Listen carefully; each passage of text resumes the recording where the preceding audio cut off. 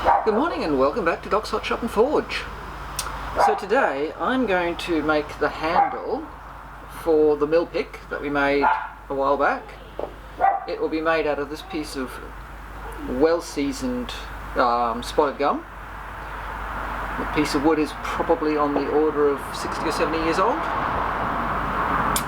So first off will be to remove some of the weathered outer surface after I cut to length.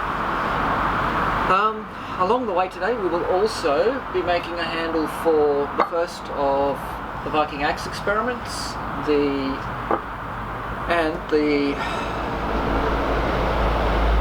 mortising axe. I won't go into detail on the handles for these because they are pretty much standard axe handles. So this is what we're going to be focusing on, but we'll get these done as well. And then we'll have a look at everything at the end. So, let's get cracking. Alright, so to start with, what we're going to do is we're going to rough out our shape. So I'm going to be cutting a bunch of parallel slots and then chiseling out. And then we'll do that, and then we'll clean up the faces, because that'll get rid of a lot of the old weathered surface. Do have to tidy up my lines a little bit just to get them a bit straighter. I'll use this as my reference surface, I think.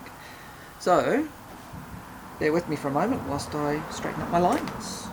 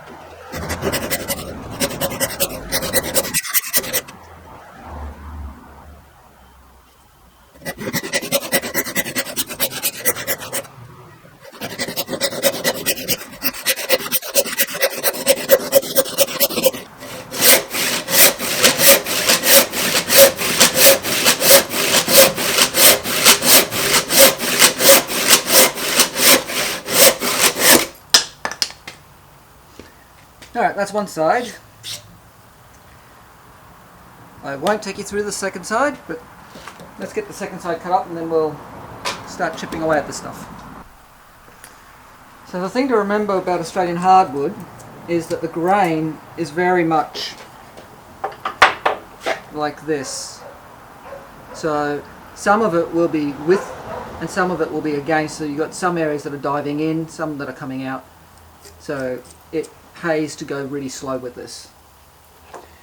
So we've got nearly one side kind of roughed out. So in a moment we'll flip it over and do the other side, and then we'll get to the fine shaping. We'll do a similar process to get the handle width down. We've got enough here for the ball end. This is one of the times where I wish I had a wood lathe, because that would make this so much easier. We'll just chuck it up, turn this section, and then do the rest at the wood bench. But I don't have a wood lathe, so I'll have to do it the hard way.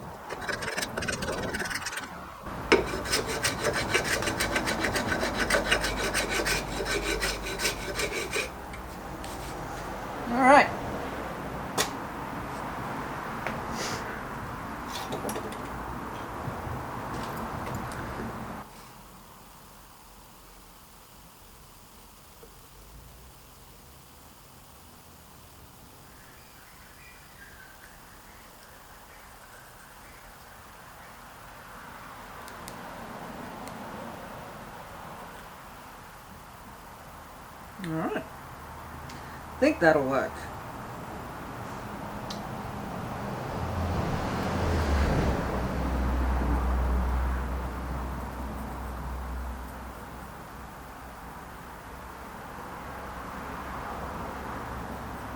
We'll shape that on a sander just to make it easier. Alright, so that's the handle roughed out. Now we've got to round up this part, make that into a ball, hog out the socket for the bit, and round this part up, tidy up all the surfaces so all the old weathered timber disappears, and insert 2 little reinforcing bars here to keep the forces from eventually shearing out the centre section. Unlikely to happen with this type of timber, but it's probably best to have some insurance.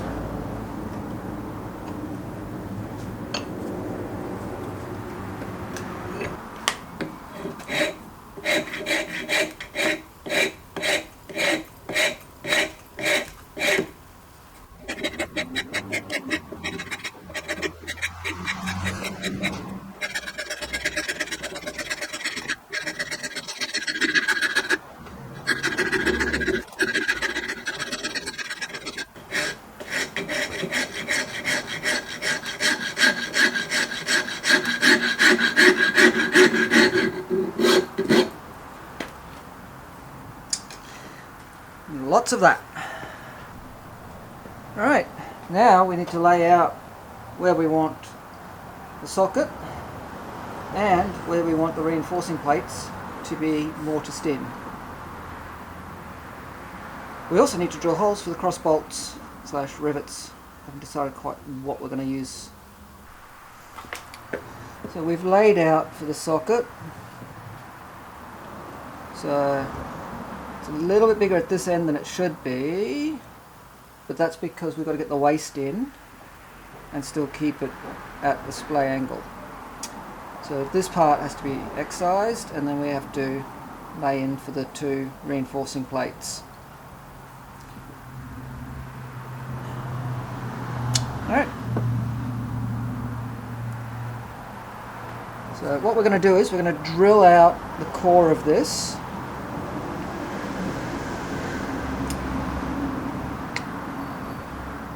And then we're going to chisel out the rest.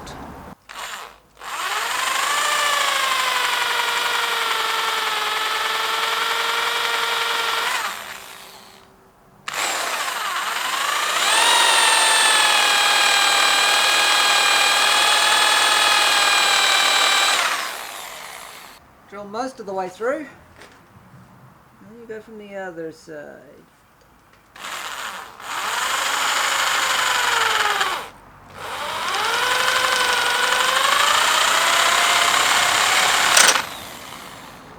So that your breakout is hidden inside and you don't damage your good surfaces. Let's begin chipping that out.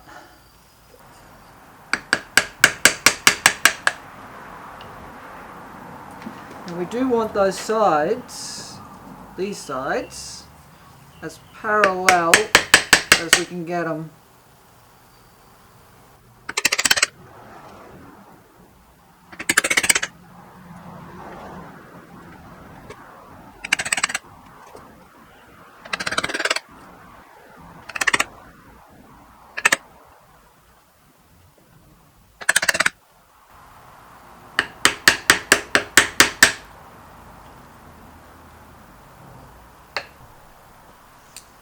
Alright, first fit. With a bit of tapping, that's probably going to drive in. Hopefully it'll seat through most of the inside. I expect the wood will crush in a bit, so we'll get a better fit up here. But because it needs to go into about there. But that is almost done. Just need to put the reinforcing plate on each side, and we'll be more or less good to go.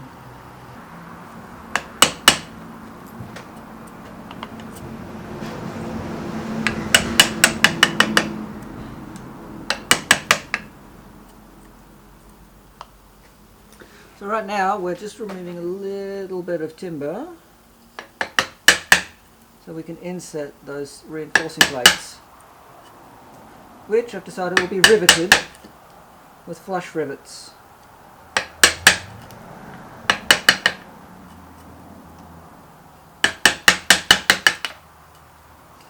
So I have to get this down about 6 millimeters. So I've got a bit of surface that I can tidy up later when it comes time to sand it.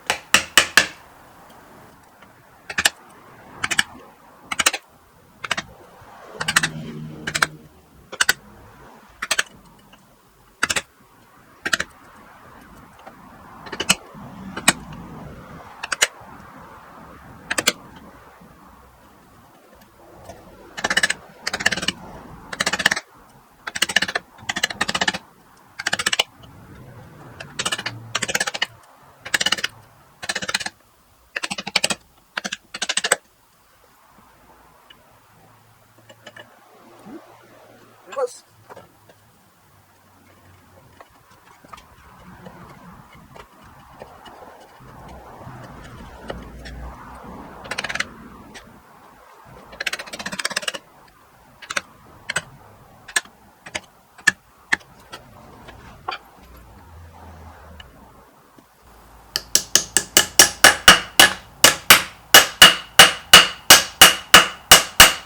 Okay, somewhere in the middle it's a little bit high.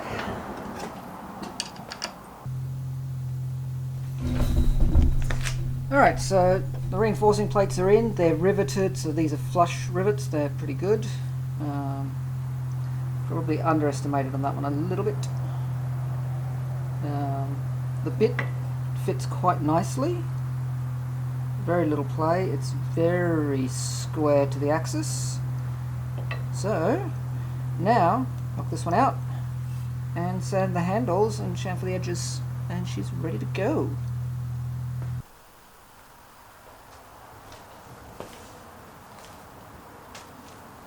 Now ideally this should be horizontal, and I should have a sandbag to rest this in, but I don't have one.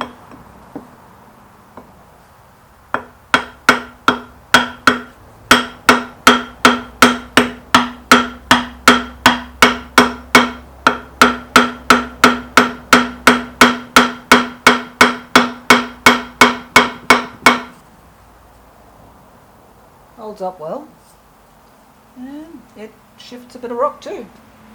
Alright, let's see if I can find a better way to support this so I can actually do some of this properly, and I need to put an extra row in here.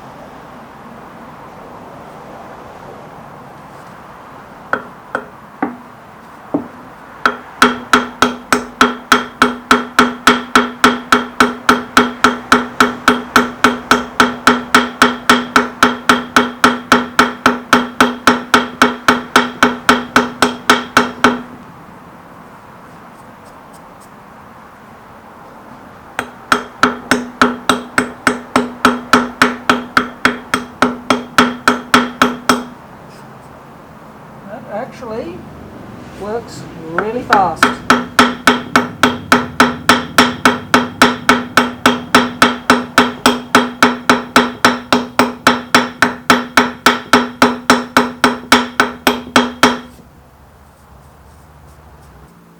Yeah, I need that sandbag to fix the point of rotation a bit, but the edge, the bit is not showing really any signs of wear. So, I think this is a successful tool. Well, that's the Millpick finished, and as you can see, it works quite well.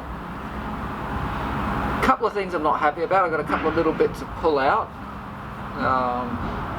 but that goes with the grain that is Australian hardwood. So, I'm happy with it. It works well.